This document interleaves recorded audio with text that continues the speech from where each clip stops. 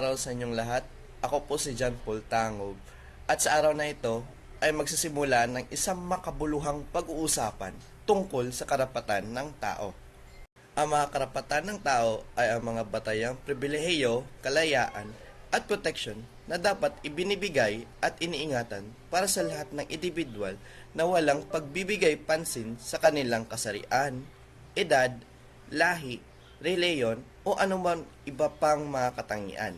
Ito ay kinikinala sa mga pandaigdigang batas at konsepto ng katarungan at pantay-pantay na pagtrato sa lahat ng tao. Ngayong araw, may dalawang mahalagang tanong tayo na bubuksan sa ating diskusyon.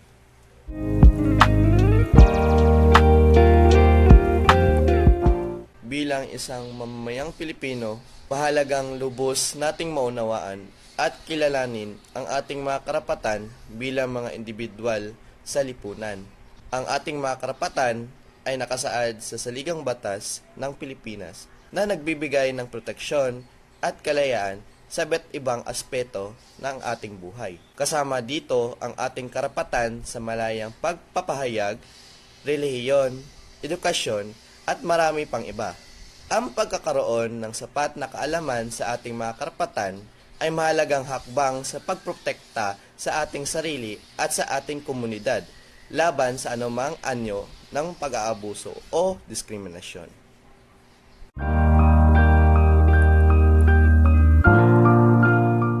Sa mga pagkakataon na naapakan ang ating mga karapatang pantao, may mga paraan para ipagtanggol ang mga ito. Una, mahalagang i-report ang anumang anyo ng pang-aabuso sa mga otoridad na may kapangyarihan. Maaari rin tayong humingi ng tulong mula sa mga abogado at organisasyon na nagtatanggol sa karapatang pantao. Higit sa lahat, mahalagang tumayo at magsalita laban sa anumang anyo ng katiwalian o pang-aabuso.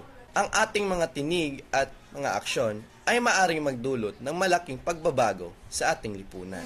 At sa pagtatapos ng ating diskusyon, tayo ay hinahamon na maging tagapagtanggol ng karapatan ng bawat isa.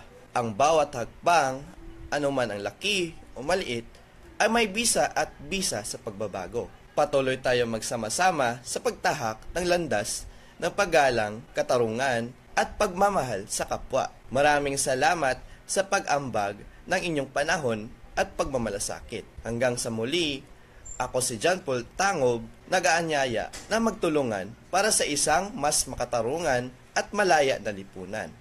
Paalam!